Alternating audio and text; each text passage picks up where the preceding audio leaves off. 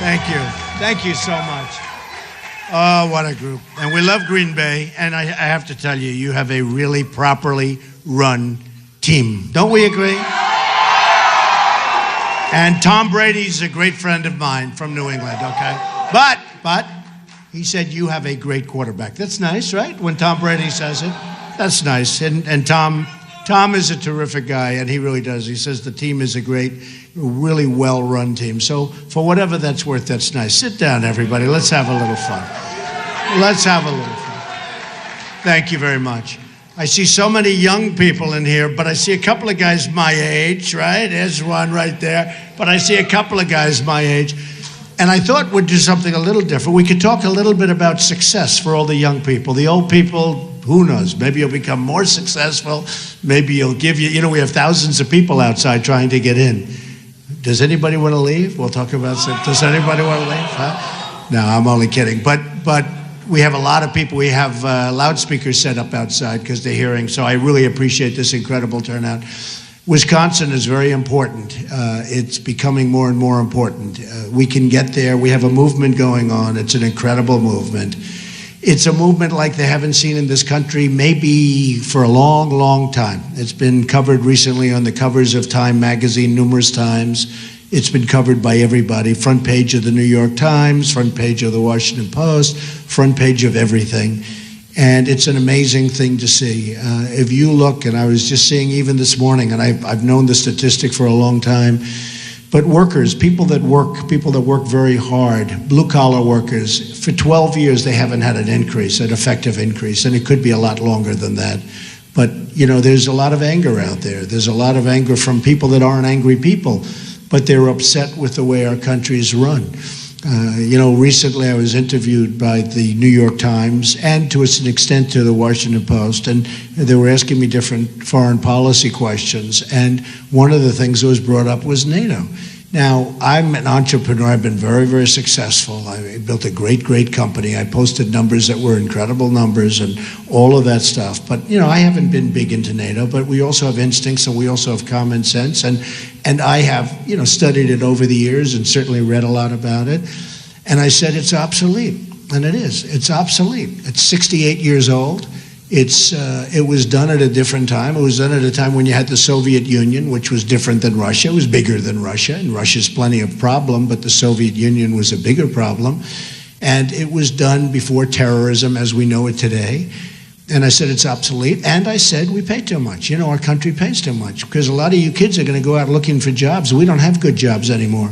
Our economy is all of our good stuff is being taken. It's being taken over by China. The great jobs are being taken over by Mexico. You look at Nabisco, you look at Carrier Air Conditioner, you look at Ford.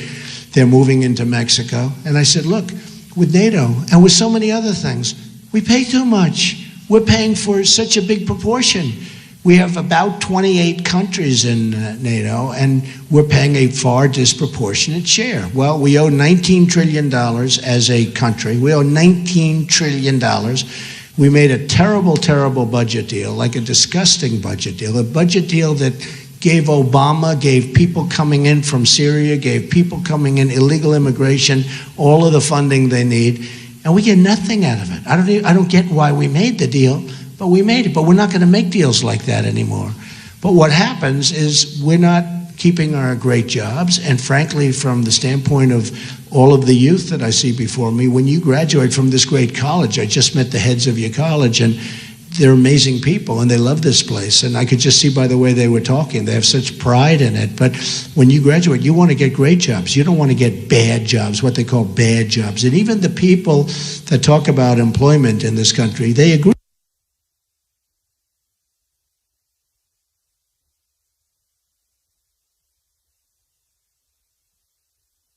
College, I just met the heads of your college, and they're amazing people, and they love this place. And I could just see by the way they were talking, they have such pride in it. But when you graduate, you want to get great jobs. You don't want to get bad jobs, what they call bad jobs. And even the people that talk about employment in this country, they agree that it's bad jobs. That's what we have now. We don't have the good jobs anymore. We have the bad jobs.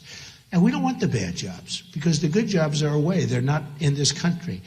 And, they talk about a 5% unemployment rate. That was a statistic that was devised in terms of the way they devised the number and come to the number, the final conclusion. That was arrived at very, very simply. That was arrived at so that presidents and politicians look good. It bears no relation. In fact, when you say a 5% unemployment rate, they even say it's less. But that doesn't count all the people that looked and gave up looking for jobs. And you folks understand what I'm talking about. I do so many college tours now. This is different for me because 8 months ago, I wasn't a politician. I like that just great. I never thought I'd be a politician. I can't believe I'm doing this, to be honest with you. I dealt with politicians all my life. The last thing I wanted to do is be a politician. But we also want to make America great again. We're going to make America great again. It's not even a question. We're going to make America great again. And that's why I'm doing it. And so I look at what's happening, and I looked at what's happening just with one example, NATO, the billions of dollars that we spend, all of that money that we spend, and other countries are taking advantage of us. They're just taking advantage. They're not putting up their fair share. You look at the United Nations, same thing. I mean, what do we ever get out of the United Nations? Do you ever hear that the United Nations solved a problem? It's become a political hornet's nest. We spend a fortune on it, disproportionate, always disproportionate. It's never disproportionate in our favor. It's always disproportionate, where the United States pays much more than anybody else, even though other people benefit much more than we do. So we're going to get it stopped. We're going to get it stopped. And this is so important, what's happening now, and I'm here for the week.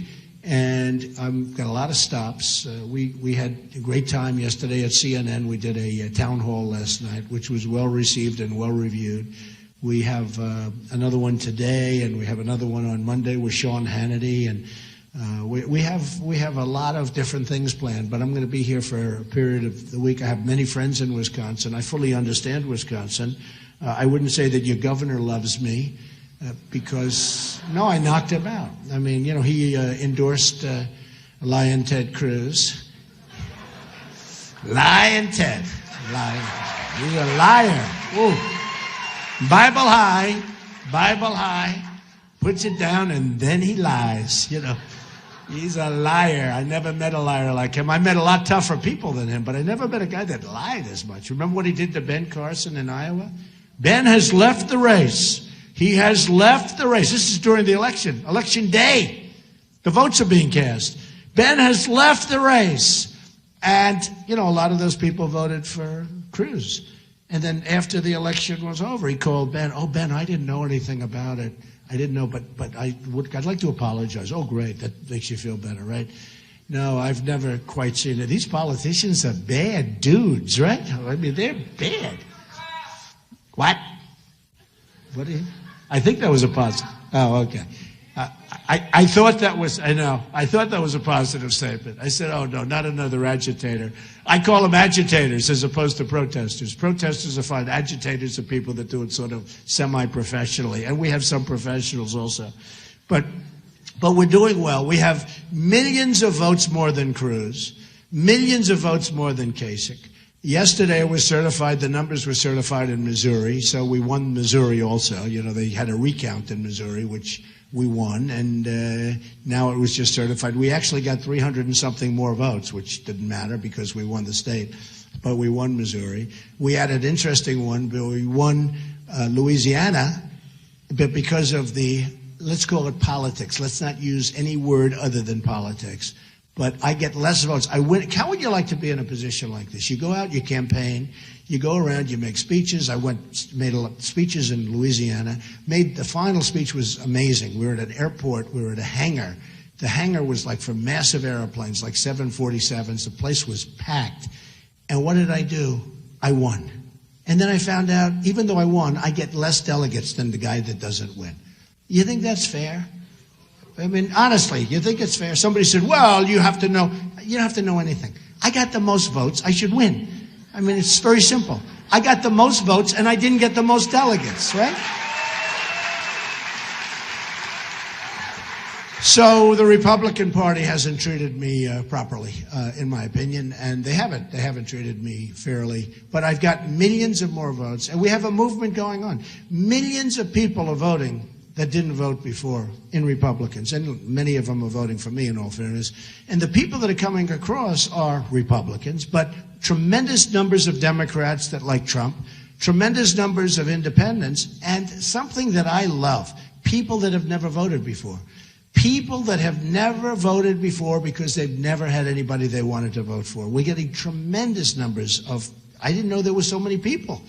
But when I do handshaking and signings and things, I tell you what, every 20th person says to me, Mr. Trump, I've never voted before. And these are 30-year-old people, 40, 50, 60, 70, 80. In Tennessee, we had one that was 93 years old, a woman, so beautiful. She was an incredible woman, so beautifully dressed, everything. And she had a Trump sticker right on her dress. And I said, that's unbelievable. And she's 93, and everybody knew about it. It's actually a big story in Tennessee. And she said she's voting for the first time because she really believes in what I'm saying. And what I'm saying is borders, and I'm strengthening the military and taking care of our vets. Our vets are being treated horribly, folks. I mean, without our vets, we would be nowhere. They're being treated horribly. But all of these things, and millions and millions of people are coming in and voting in the Republican primaries. Some of the states are up 102 and 107%. I saw two of them. Massachusetts was way up, and that was, I got almost 50% of the vote. Remember, when I get 50% or 48%, but there are 7 or 8 or 10 people running, that's pretty amazing. You know, somebody said, he doesn't break. I watch some of these pundits on television. It's so sad to watch them, you know, because the hatred is just, I watch this guy Krauthammer. He doesn't get 50%. He doesn't break 50%. I watch Karl Rove. He always talks about he's not breaking 50%. Well, it's hard to break 50% when you have 17 people running, okay? I can't explain it to these people. You know, when you have 17 people, we started off with 17, actually, truly 18, but there were 17. And of the 17, I mean, you had senators, you had governors, you have guys like Ben Carson, who's a fantastic guy, who's a very accomplished guy, and he's running, and Carly is running, and, you know, but you had 17 really accomplished people, and most of them politicians, most of them governors and senators. And they're going to have their 3%, their 4%. You had Lindsey Graham. You had all of these people, and they're taking votes. And then they say, Donald Trump has only hit 48%. I said, 48%? I mean, 48% is good if you have 3 people. But I don't like it if you have 2 people. But I like it if you have 3 people. So we're doing amazingly well. A good poll came out the other day from NBC, which was we were at 48%, you know, and I think they had 3 or 4 people in the poll, but we were at 48%. So it's going really well. Wisconsin is really important because if we win Wisconsin, I think it's going to be very close. We're going to do really well in New York. We're going to do really well in New Jersey. I think we're going to do great in Pennsylvania. I went to school in Pennsylvania, the Wharton School of Finance. And I think we're going to do fantastically there. But I just want to tell you... Immediately. Later today, our website will include the following information.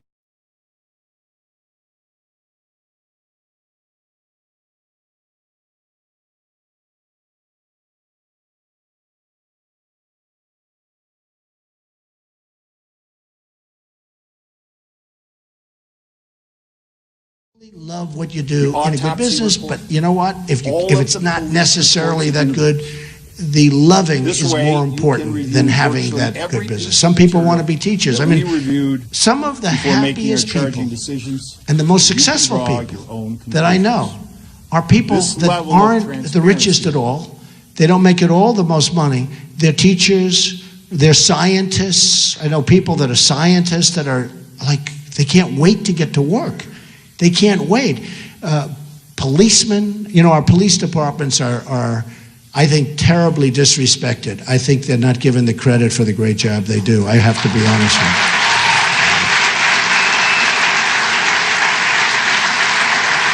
you. So true. And our vets and our people, our military. But I will tell you that the happy people are the people, number one, the people with great families, people that have great relationships with their wives or husband, very, very important toward success. Because I don't consider success necessarily monetary, because I know the most successful people in the world, and many of these people are really miserable people, okay? No matter what, And perhaps I'm in that category, okay? But I'm pretty happy. At least I'm very content, I can tell you.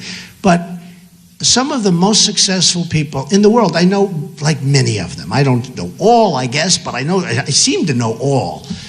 And they cross my path a lot. And they're not necessarily happy people. They're very wealthy people, but they're, in many cases, extremely unhappy. Now, with all of that, I don't want to talk you out of things because we're talking about success. Most people think success is measured in the form of monetary success. It's not really.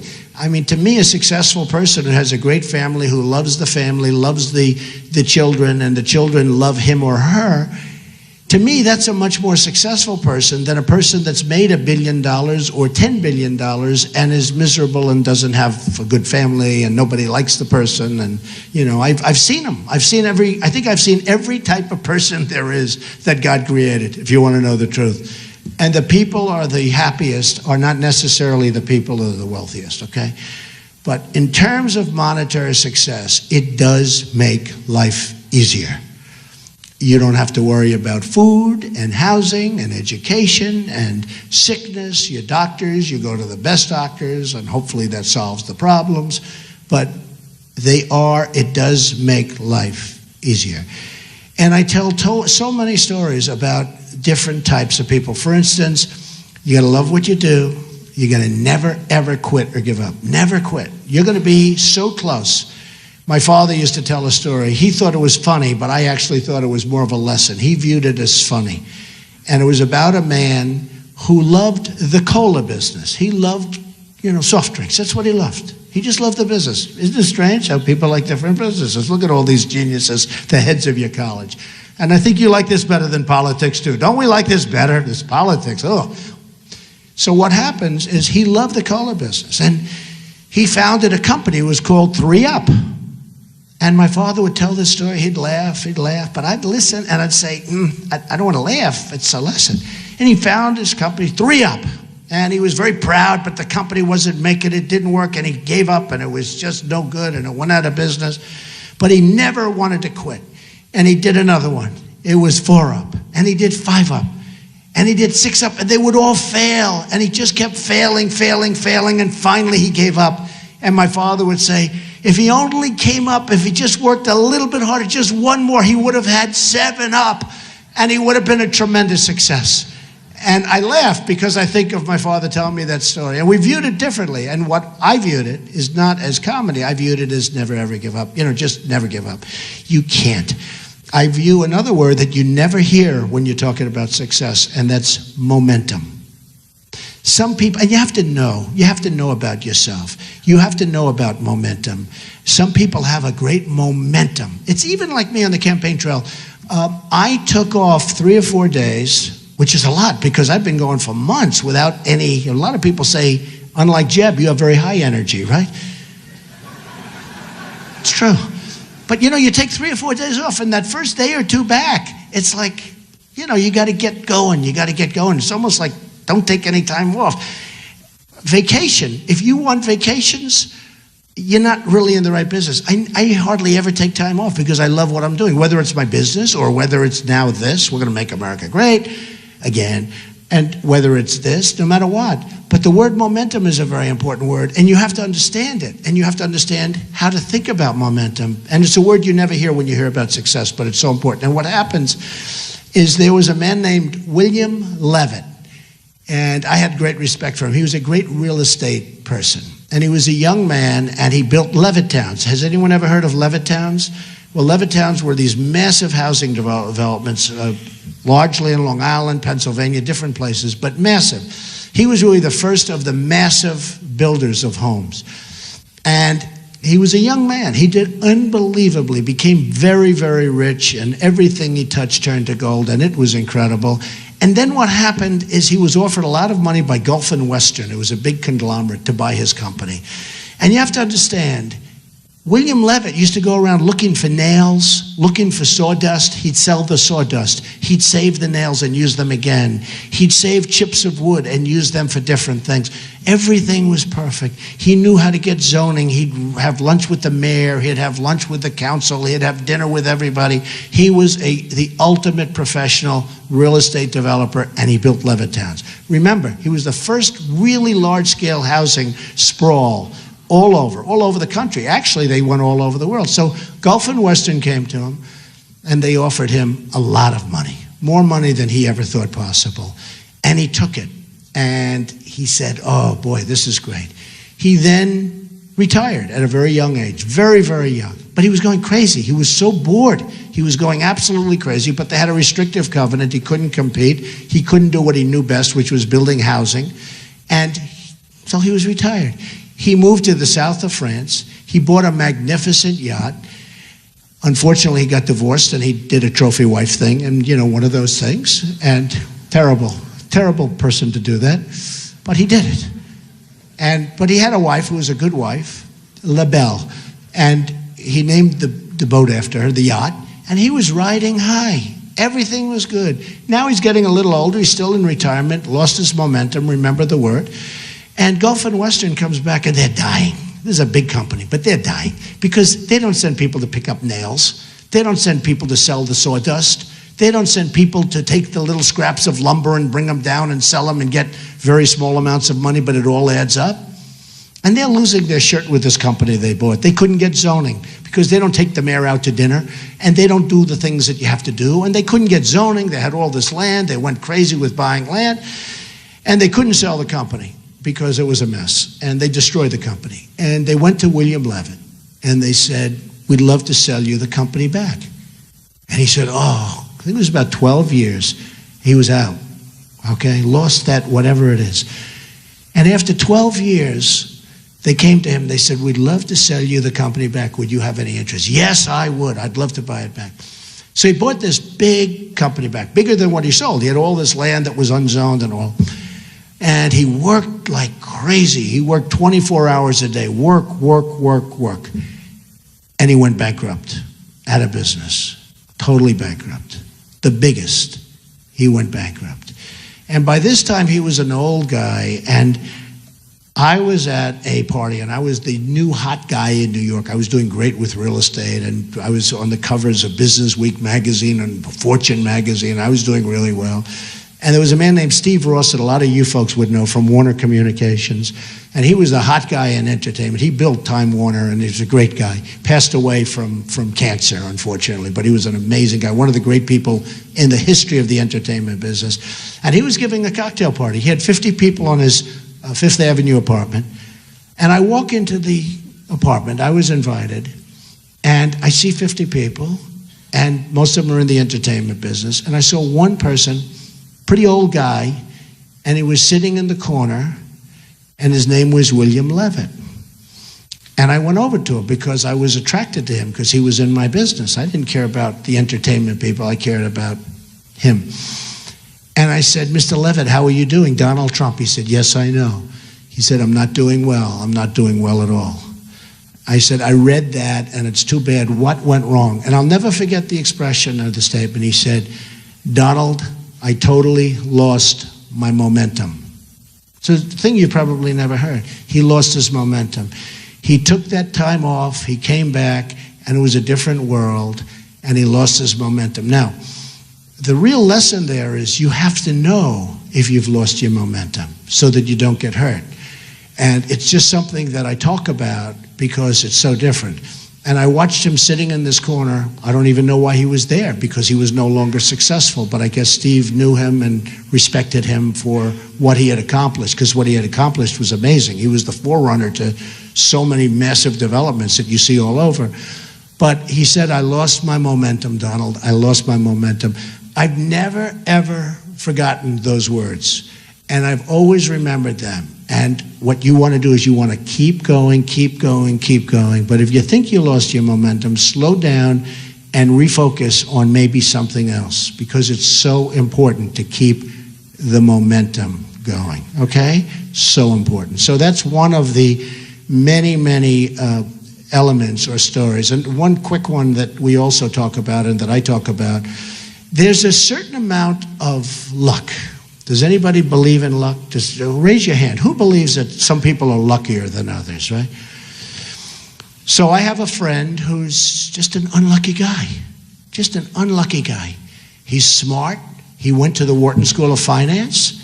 He's he's a brilliant guy, but he's always been unlucky. And no matter what happens, it just works that way. And he never really succeeded. And you'll find when you become very successful, the people that you will like best are the people that are less successful than you. Because when you go to a table, you can tell them all these wonderful stories and they'll sit back and listen. Does that make sense to you? Okay? Always be around unsuccessful people because everybody will respect you. Do you understand that? Anyway, but this guy, he had a thing, and he was just like struck. He was unlucky.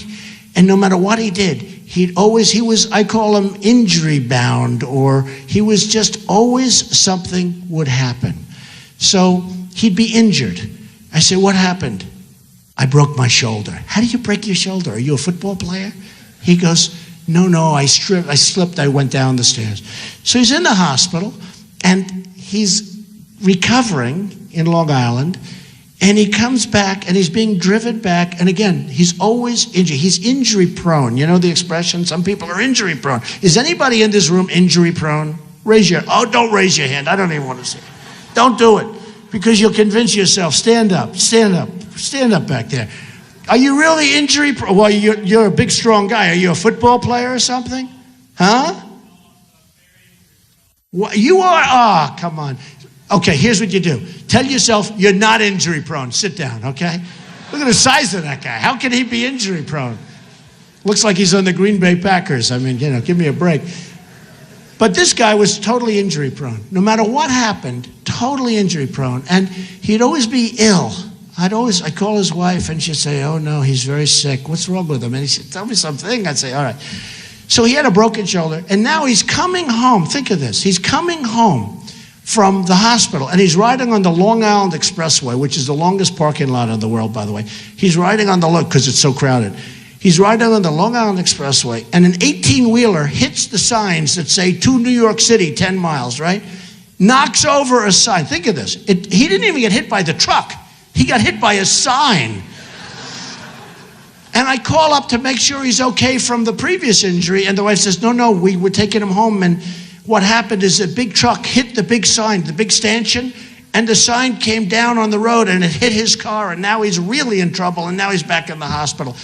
Well, just like that, there is a certain amount of luck. But the greatest story to me is Gary Player. Gary Player was a golfer, a great golfer, one of the great golfers of all time. And they used to say he's diminutive. He was small. He worked harder than any human being. He worked harder than any other golfer, but he was a small guy. But he hit it good, he hit it far, great golfer. Everybody's heard of Gary Player from South Africa. Still a great guy. He's always kept himself in shape. I saw him the other day, he's like 80 years old. He's phenomenal. He still looks like he did 20 years ago. But Gary Player worked hard. And he was the first time, maybe I've heard it again, but he was the one.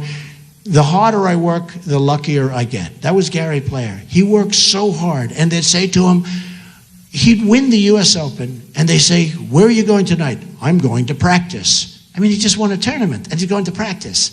And I have seen people that work really, really hard. They create to a certain extent, because I do believe there could be something with the whole luck thing. But there are people that work hard. Remember that expression, the harder I work, the luckier I get. The harder he worked, he got stronger, longer. He practiced putting, he practiced chipping. The guy was unbelievable.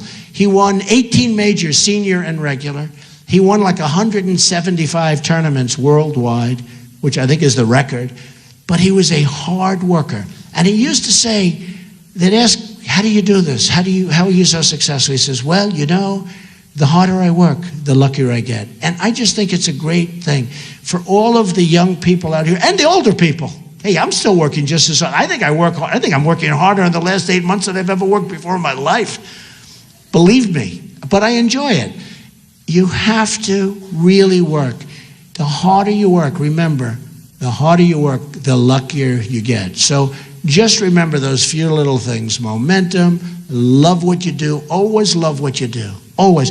One final story on success, because I think it's a great thing. I have a friend who's a guy who was born to a very, very successful Wall Street baron. And the Wall Street baron is a vicious, ruthless, horrible human being, okay? You would not like him for dinner. You'd respect him, but you wouldn't like him. And most of the people in the room would know who he is. One of the big barons of Wall Street. Very, very smart, very vicious, very ruthless, more so than you'd ever see in a movie. You know, they can't make movies about guys like this. And he had a son who's a really nice guy. I have no idea how he produced this son. This son is the nicest human being. And the son was in the father's firm on Wall Street, and the firm is a massive firm. And he was unable to compete really with all the young guns in the firm. And the father sort of understood it, loved his son, but drove his son really terribly. And what happened is the son is at a club. He's a member of a country club out in Westchester. And they were doing a major, major renovation of the clubhouse and the greens and the golf course, a big, big renovation. And people sort of semi-felt sorry for him almost, and they put him in charge. And he was fantastic. He was there at 6 in the morning and 5 in the morning, and he wouldn't leave till 9 in the evening. And the job came in under budget, ahead of schedule. The job turned out to be 10 times better than anyone ever thought. And he was so happy. His wife called me. She said, he's like a new man. He's so, so happy. He's doing this, and he's so happy. But he doesn't want to leave the firm because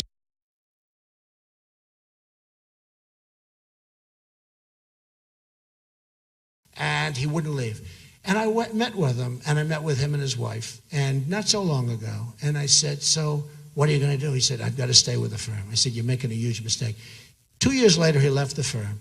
He opened a construction company. He can never do what his father did, but he's so happy. He's doing nicely. He's happy. His family loves him again. They couldn't stand him. He was a miserable, unhappy guy. He could not compete. And he now goes around and renovates buildings and all. He's the happiest guy in the world.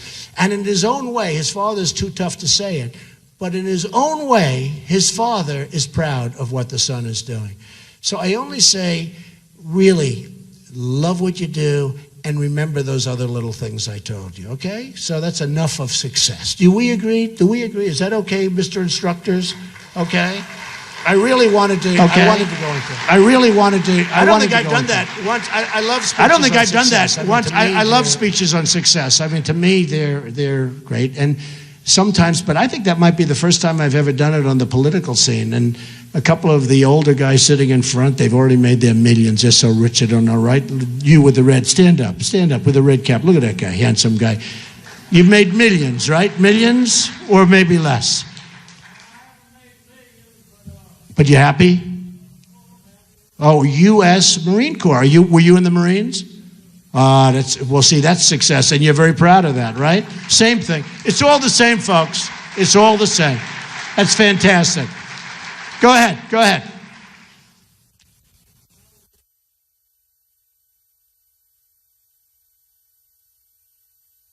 Right. Well, a lot of people are asking that question. A lot of people are asking that question. And he said something. He said when he was working and when he was not working, he had to go and work, no matter what. Even if it was part-time, you had to supplement your income. Now you have people that aren't working. Look, it's all about incentive. People have to want to go out. They have to want to. We have no incentive in our country anymore. We're losing in every way. We're losing in that way because we have so many people that don't want to work. We have so many people that, if given the right incentive, would love to work. They'd love to do it. We don't have incentives anymore. We don't have spirit anymore. Our country doesn't have spirit. We lose in so many ways. Sit down. Thank you very much. I'll give you an example. When Scott Walker came out and ran for president, he was expected to win. I mean, during the course of my term, Jeb Bush expected to win. Gone. Right? Scott Walker expected to win. Gone. Rand Paul expected to win. Gone. They're all gone. I miss him. I'm like lonely. No, I'm lonely. And during debates, we had 11 or 12 debates, and during the debates, every single debate that I participated in, I've been at the center. The center means that you're number one. And I used to say to CNN and Fox and the people that would have the debates, I'd say, well, are you going to announce that center is number one? No, we don't do that. Why? Because nobody knows that, but some of them would do it. But I was at the center, and I debated these people, and I guess won the debates, because every single poll, they have debate polls. They have polls on everything. One thing, I think I've made polls hot, you know? I think I really have. Nobody used to talk about polls. Now everybody talks about polls. But every single online poll that they had, Drudge, who's a fantastic guy, by the way, Drudge. They have a Drudge poll, they have a Time Magazine poll, they had many, many polls. And they'd have who won the debate. And I won the debate. And I would win I think every single one of them I won, according to the online polls. And the last poll, my wife said to me, the last debate, she said, will you do me a favor? Be presidential. Don't be so vicious. Don't be so hard. Don't call him Little Marco. Don't call him low energy Jeb. Be nice. I said, but if I'm nice, I'll be presidential, but I'm going to lose, right? I mean, I'm going to lose. And they were hitting me with everything. And the bottom line is, the last debate I said, in fact, Ivanka called me and my wife called me. They said, be presidential. I said, so what happens when they come and they say really nasty things and they lie and we don't care, be presidential. So I was pretty presidential in the last debate. Now, I actually thought that the other debates were much better. Personally, I think they were much more interesting. But I was presidential and I won that debate too. So you can win them all different ways. But look, we have a country that is in a lot of trouble. We have people that are running that won't do a great job. I'm telling you, Hillary's a disaster. Hillary's a disaster. Hillary Clinton will be a disaster. A disaster as president, and I will beat Hillary. Ted cannot beat Hillary. He will not be able to beat, with his strident manner, he will not be able to beat Hillary. And believe me, the one person she doesn't want to run, and I know this for a fact, the one person she does not want to run against is Donald Trump. But the one person, you know, a little while ago, a couple of months ago, she hit me with something. Even today, she put an ad in. Did you see the ad? It's a New York City ad. It's talking about New York, except for one problem. She used a sign that's on Pennsylvania Avenue. I'm building a big hotel on Pennsylvania Avenue, a big, beautiful hotel on Pennsylvania Avenue. You know why I'm building it? Because if for some reason this doesn't work out, I'm going to live in Pennsylvania Avenue no matter what happens. I don't care, okay? I don't care. No, I'm building a big, and she's got the sign. She's talking about New York, but she's got the sign on Pennsylvania Avenue, which is sort of an interesting thing. Hillary's not going to win. Hillary's got so many problems. And she's created so many problems. You look at Libya, you look at what's going on there. You know that ISIS, people don't talk about this. The press, I don't think they want to write again about it because it's so bad. In Libya, the oil is taken by ISIS. ISIS has the oil. So we had Gaddafi with the oil, and that was bad, but at least he killed terrorists, right? Now we have Libya taking the oil. We have Libya is massive amounts of oil is going out. Why are we stopping this? Why do we allow this to happen? So ISIS has the oil. ISIS has some of the Iraq oil. They have some of the Syria oil. They don't have that much oil in Syria, but they have what they have. But you see what's going on, and you say, how is it possible that this isn't stopped? Can you imagine General Douglas MacArthur or General George Patton saying, we can't do anything about it? We lose at everything. We lose with our military. We can't beat ISIS. We can't beat ISIS. We lose on education. Common Core is a disaster, by the way. It's a disaster. We have to bring education locally. We lose with health care. Obamacare is horrendous. Premiums are up 35, 45, 55%. The deductibles are so high you'll never get to use it. We lose with everything. Our Second Amendment is totally under siege, which we're not going to allow to happen. We lose with everything. And when I watched Scott Walker endorse yesterday, although a lot of people didn't hear too much about his endorsement because of my manager, and I looked at the clips, I say, I don't know, am I wrong? I looked at, raise your hand, did anything look very, strident? Did anything look, did everybody see that tape? Raise your hand if you saw that tape yesterday. Well, that's not that many people because it's a big story. How many thought it looked terrible, what he did? I mean, to me, he was breaking up. She's grabbing me. Did anybody think it was really terrible where he should be fired, lose his job? No, you know what I mean, right? They wanted me to fire him and destroy him and lose his job. Does anybody, okay, so a lot of people saw the tape. Who thought that it was terrible what he did? I mean, it's lucky I had the tape. That was my tape. It's one of my places. I have cameras all over the place. It wasn't meant for this stuff. It was meant for other things, security. But we have great cameras. Okay, so a lot of you saw the tape. Did anybody think it was a horrible thing what happened? I don't get it.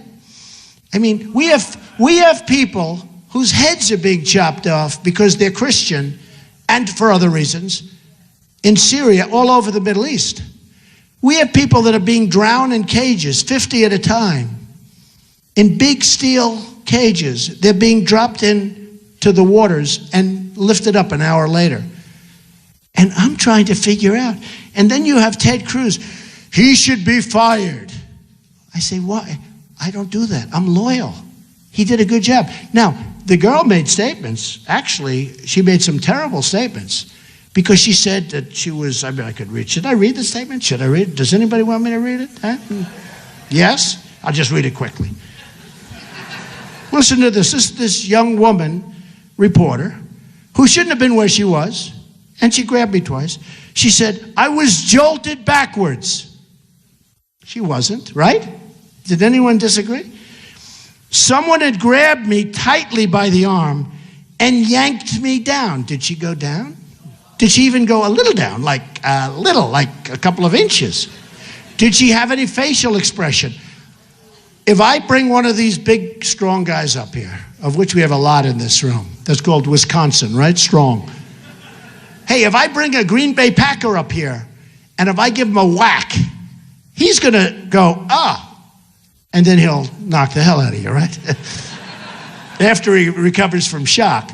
But you have there's no facial expression, no nothing. So she said, this is the exact quote. I was jolted backwards. Someone had grabbed me tightly by the arm and yanked me down. She didn't go down. I almost fell to the ground. She didn't almost fall to the ground, but was able to maintain my balance nonetheless. But I was shaken. Then she goes, campaign managers aren't supposed to try to forcefully throw reporters to the ground. He didn't do that. And they put out a warrant. I mean, what kind of a country are we in to destroy somebody? And what kind of a country are we in when they go to Kasich? What would you do? I would fire him. They go to Ted Cruz. I would fire him. Folks, as your president, you need somebody that's going to be loyal to the country and to yourselves. You need somebody that's going to fight you. Now, if she really did go down, if he did something like that, he would have been fired before she ever got up. Okay? That I can tell you. If she were, if this stuff were so, I would have, but I looked at the tape. And I'm trying to figure it out. So all of the people that saw the tape, do we agree with this? Does anybody disagree? Could you stand up if you disagree with me? Because most of you saw it. Not one person in the room. It's a very, very, and that's risky for me to do. When I do that and the whole room stands up, believe me, that's going to be the #1 story on television. Here's the bad news. Because I have a room loaded with people and nobody stood up, it won't even be on television, right, folks? They won't even talk about it. They won't even talk about it. So I want to tell you a little bit about Wisconsin because people don't understand. And I wouldn't have done this except Scott. I've done it twice now. I did it when he got out of the race because, everyone thought he was doing a good job as governor. And then what happened is didn't work out to be so good. And when I gave the numbers, he went from 22 or 24% down to 0, and he quit the race. He was one of the first people to quit. And I wouldn't do this except that he endorsed this guy, Cruz. And Cruz would be a terrible president. Okay. But he endorsed Cruz. So let me give you the story on Wisconsin. And by the way, Scott Walker was up to my office about a year ago, handing me a plaque. He regrets that. Because I actually supported him. I gave him a lot of money, like $50,000 or $100,000 for his campaign or something. I gave him a lot. I don't know what it was, but it was a lot in that vicinity. And he came up to my office, gave me a flat pack. We're trying to find it. It's on the bottom of a pile of plaques. I'm pretty sure I can find it. Actually, I got word that they found it. I'll have to show you.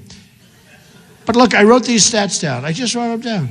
And these are stats. This is not Donald Trump doing numbers or anything. This is a straight, right out of the book. By the summer of 2015, remember, this is your state that you love, that I love too. I have a lot of friends in Wisconsin. It's an amazing place. By the summer of 2015, Wisconsin was facing a $2.2 billion two-year budget deficit. Okay, that's bad. That's bad. Total state debt is $45 billion. Went up a lot. That's bad. That's a lot. That's at the higher end. That's really up there. I don't know if you folks know that. 20,000 fewer people in the labor force in Wisconsin than 7 years ago, even though population has grown by 100,000. So you have 20,000 fewer people working, even though population growth has been increased by 100,000. Now, I see this guy in his Harley. He's always on a Harley. I love the bikers. You know the bikers love me? I was saying it. Do you know that? Do we have any bikers in this room? The bikers, right? The bikers love Trump. I went to Hilton Head and a couple of other, there were hundreds and hundreds of bikers. And the Secret Service says, stay away. I said, don't stay away. These are the greatest people. These people are amazing. For some reason, the bikers love me. I'm not a huge biker, I have to be honest with you, okay? I always like the limo better, right? The limo. But the bikers love me. You know why they love me? And I asked a couple of them, why? They say security, military, borders. You're the only guy that's going to do it. Sheriff Joe Arpaio, as you know, from Arizona, the toughest. He endorsed me. Nobody tougher on the borders than Sheriff Joe. He endorsed me. So many people endorsed me. Such great endorsement. Okay. 800,000 food stamp recipients. Middle class hit hard due to job loss of manufacturing, the job loss. Now, both Ted Cruz and your governor and Kasich are trying to approve TPP. Kasich approved NAFTA. He was a congressman. He raised his hand. NAFTA has been a disaster for Wisconsin. It's been a disaster for the whole United States. We have lost so many companies and so many jobs. Wisconsin has lost 15,000 net jobs to Mexico. You know about that, right? Do you feel that? Can you feel it? Right? When I say that, that's a hell of a number. Since NAFTA, 15,000 jobs.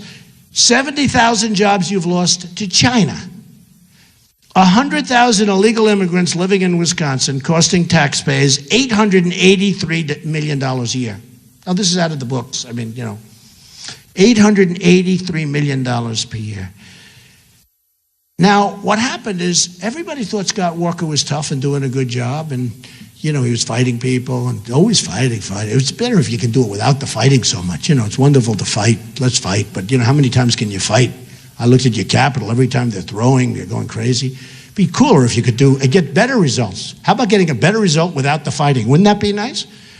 It's like in New Hampshire. I spent $2 million and won. Jeb Bush spent $48 million and got beaten badly. Don't you want me as your president? Isn't that true? I think, right? But Scott Walker was doing really well. He was leading the pack, and I couldn't hit him because I'm a counterpuncher. I cannot do it because I'm actually a nice person. I cannot hit a person first. I've got to let them hit me first. So I was going along, and I was really nice to Scott Walker. And then one of his people, they had a fundraiser, and he was calling me names. Come on to the Scott Walker fundraiser. And I was so happy to hear it. And he called me a really terrible name, said horrible things about me, and they had a fundraiser. And I said, Scott, your people shouldn't say that. They just shouldn't say it. And I did my number. I did basically what I'm doing now, except with much more vigor, okay? And within a matter of weeks, he was gone, because nobody knew that. I'm sure a lot of the people in the audience didn't know these statistics, okay? But they're no good.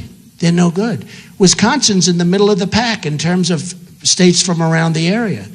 Wisconsin's not doing well. So he would have been better off if he didn't endorse Ted Cruz, because now I'm just letting out facts that nobody would have even known. I'm telling you, nobody even knows these facts, folks.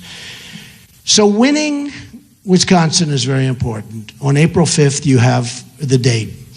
I hope you'll understand that this is a very important thing because I have far more delegates than anybody else. Do you ever hear Cruz get up and say, I'm the only one that's proven that I can beat Donald Trump. I beat him here. I won last night on the town hall. He said, we won the state of Utah in a tremendous victory. He didn't say that the same night I won the state of Arizona and got many, many more delegates, right? He didn't say it. He said, I'm the only one. So I think I have 21 or 22 states, and he has, 7? But he'll say, I'm the only one. I've proven, and he uses this expression, I've proven time and time again that I can beat Donald Trump. I've killed this guy. I've killed him. I mean, it's really incredible. So, Lion Ted, he's Lion Ted. But here's the thing.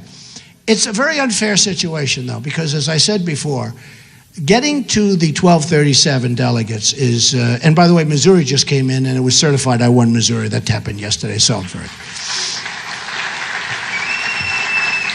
They were actually going over the numbers. He was supposed to win Missouri, so probably they went over the numbers. But he was supposed to win Missouri, so probably when I went, they said, we want a recount. So they had a recount. You know what happened?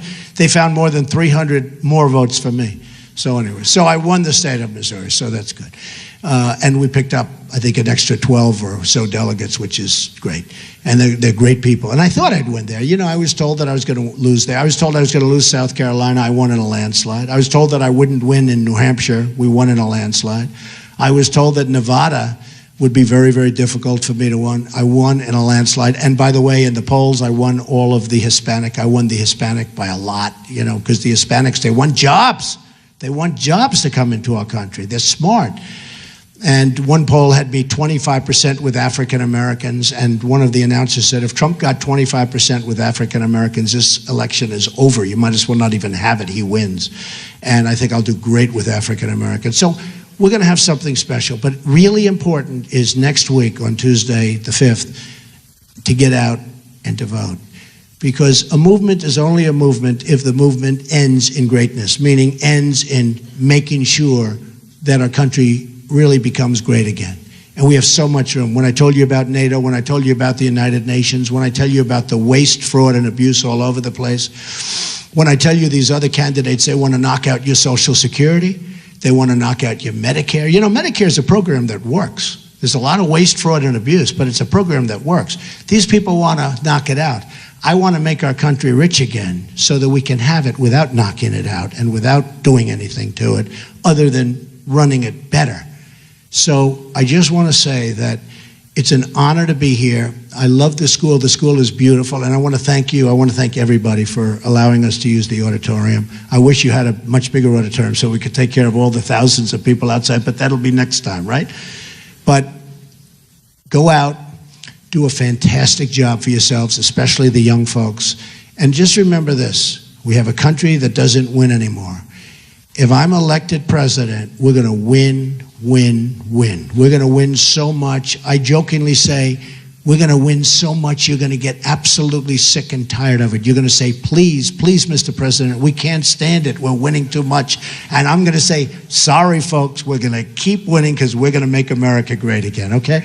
So I love you all, and go out and do a great job, and good luck with your lives. Good luck with your lives. Thank you. Great school. Thank you. Thank you very much, fellas. Thank you, everybody.